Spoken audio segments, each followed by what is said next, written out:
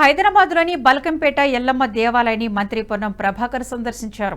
ఆలయ అర్చకులు పూర్ణ కుంభంతో స్వాగతం పలికారు. అమ్మవారిని దర్శించుకుని ప్రత్యేక పూజలు నిర్వహించారు మంత్రి వెంట హైదరాబాద్ కలెక్టర్ అనిదీప్ కూడా ఉన్నారు. బావిలో వెలిసిన ఎల్లమ్మ తల్లిని దర్శించుకోవడం సంతోషంగా ఉందని మంత్రి పొన్నం ప్రభాకర్ తెలిపారు.